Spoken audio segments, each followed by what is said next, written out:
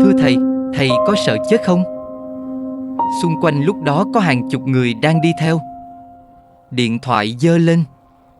Tiếng bước chân, tiếng xe cộ từ xa vọng lại. Ngài không trả lời ngay. Ngài đi thêm vài bước.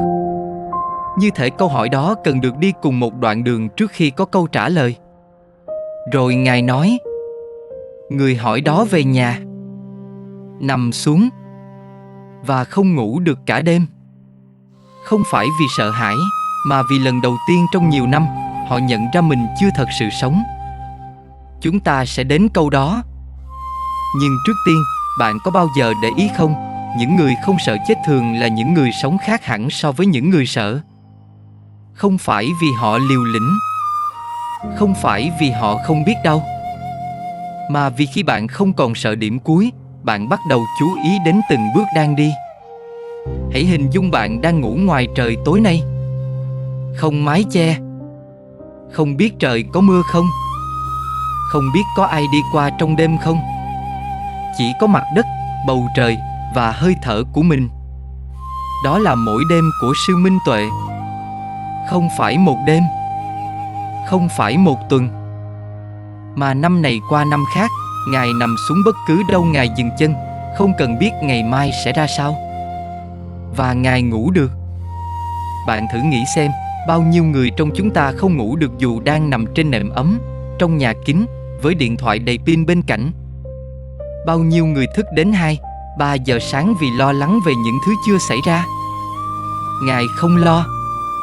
Không phải vì Ngài không biết gì, mà vì Ngài đã thực hành, từng ngày, từng bước chân, một điều mà Phật giáo Nguyên Thủy gọi là quán vô thường. Trong tiếng Pali, đó là Anicca, một trong 3 pháp ấn căn bản của giáo lý Theravada. Vô thường có nghĩa là mọi thứ đang thay đổi, từng khoảnh khắc, không có gì ở lại mãi mãi. Thân xác này, cảm xúc này, khoảnh khắc này, tất cả đều đang qua đi. Ngài từng nói, đại ý, rằng thân xác này không phải của mình. Mình chỉ mượn tạm, như mượn một cái áo, mặc một thời gian rồi trả lại. Không có gì để tiếc, không có gì để bám víu. Câu đó, nhiều người nghe xong cười, để nói dễ vậy. Nhưng nhìn cách Ngài sống, đi chân trần, ngủ đất, không giữ thứ gì, bạn hiểu đây không phải câu nói cho có. Đây là cách Ngài đang thực hành điều đó, mỗi ngày, bằng chính thân xác mình. Nếu những câu chuyện như thế này đang chạm đến điều gì đó trong bạn, về cách mình đang sống, về những thứ mình đang lo, đăng ký kênh, mình chia sẻ mỗi tuần. Và để lại bình luận ngay bây giờ, bạn sợ điều gì nhất trong cuộc sống này? Câu trả lời của bạn có thể sẽ thay đổi sau khi xem hết video hôm nay. Có người đã hỏi Ngài, nếu thầy chết trên đường thì sao? Không phải câu hỏi ác ý, người hỏi thật sự lo. Bởi vì nhìn Ngài, đi chân trần trên nhựa nóng, ăn một bữa mỗi ngày, ngủ ngoài trời, nhiều người không hiểu làm sao thân xác chịu được. Ngài trả lời, đại ý, nếu chết trên đường trong lúc đang tu thì đó cũng là phước. Không có gì phải lo. Câu đó, lần đầu nghe, bạn có thể thấy nó bình thản đến mức lạ.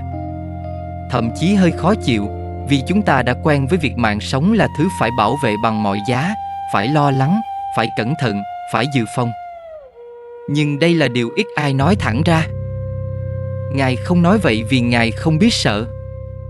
Ngài nói vậy vì Ngài đã nhìn thẳng vào cái chết, không né, không giả vờ nó không tồn tại, và sau khi nhìn thẳng vào đó đủ lâu, Ngài không còn thấy nó đáng sợ nữa. Đây là chỗ câu chuyện trở nên khác biệt. Phần lớn chúng ta không sợ chết một cách trực tiếp. Chúng xuất sợ những thứ xung quanh cái chết, sợ mất đi thứ mình đang có, sợ không kịp làm điều mình muốn, sợ người thân ra đi, sợ bị lãng quên. Nói cách khác, chúng ta sợ chết vì chúng ta đang bám vào sống. Ngài không bám. Không phải vì Ngài không trân trọng sự sống, mà vì Ngài đang sống đủ đầy trong từng khoảnh khắc đến mức không cần phải bám. Bạn có nhớ lần cuối cùng bạn làm một việc gì đó mà không nghĩ đến kết quả, không lo ai nhìn, không tính toán được mất không? Lần cuối cùng bạn hoàn toàn ở trong khoảnh khắc đó, không phải đang nghĩ về quá khứ hay tương lai. Đó là thứ mà Ngài đang sống mỗi ngày. Và khi người dân đứng bên đường nhìn Ngài đi qua, nhiều người bật khóc. Không phải vì thương Ngài khổ, mà vì nhìn Ngài, họ đột nhiên thấy rõ mình đang sợ hãi bao nhiêu thứ, đang gánh bao nhiêu lo lắng, đang sống mà như chưa sống. Và bây giờ, câu Ngài nói với người hỏi: "Ê, thầy có sợ chết không?" Ngài đi thêm vài bước, rồi Ngài nói: "Đại ý, ê, sợ chết hay không sợ chết, cái chết vẫn đến. Điều quan trọng không phải là sợ hay không sợ. Điều quan trọng là hôm nay mình đang sống như thế nào. Chỉ vậy thôi. Không có triết lý cao siêu, không có thuật ngữ Pali, không có lý luận dài dòng. Chỉ một câu mà người hỏi về nhà nằm xuống, nhìn lên trần nhà và tự hỏi: hôm nay mình đang sống như thế nào?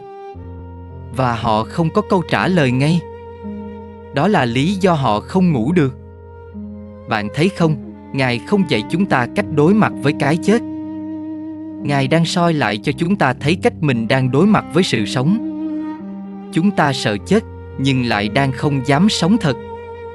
Đang sống theo kỳ vọng của người khác, theo nỗi sợ của người khác, theo lịch trình mà chính mình đôi khi không biết tại sao mình đang chạy theo.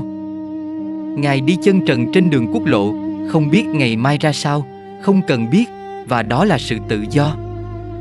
Không phải tự do vì không có trách nhiệm, mà tự do vì Ngài đã buông được thứ nặng nhất, nỗi sợ mất đi. Vậy bạn mang gì về từ câu chuyện hôm nay? Thứ nhất, hôm nay bạn đang sống như thế nào? Không phải câu hỏi lớn. Chỉ hôm nay thôi. Bạn có mặt trong ngày hôm nay, hay bạn đang ở trong đầu, đang lo về thứ chưa xảy ra, đang tiếc về thứ đã qua? Thứ hai, bạn đang sợ điều gì nhất? Và nỗi sợ đó đang khiến bạn không dám làm điều gì? Không phải để bạn bỏ hết và đi bộ xuyên Việt, chỉ để bạn nhìn thấy rõ cái dây đang giữ mình lại. Thứ ba, Ngài không vô cảm với cái chết. Ngài nhìn thẳng vào nó, mỗi ngày, qua từng bước chân ngủ đất, từng bữa ăn nhận từ người lạ. Và vì nhìn thẳng, Ngài không còn phải né. Bạn có thứ gì trong cuộc sống mà bạn đang né nhìn, vì sợ rằng nếu nhìn thẳng, bạn sẽ phải thay đổi? Câu hỏi để lại cho bạn hôm nay: nếu biết mình chỉ còn 1 năm để sống, bạn sẽ thay đổi điều gì trong cuộc sống hiện tại? Để lại bên dưới, mình đọc hết bình luận. Và nếu có ai đó trong cuộc sống của bạn đang mang nỗi sợ nặng quá, chia sẻ video này cho họ. Đôi khi người ta không cần lời khuyên, người ta chỉ cần nhìn thấy một người đang sống không sợ.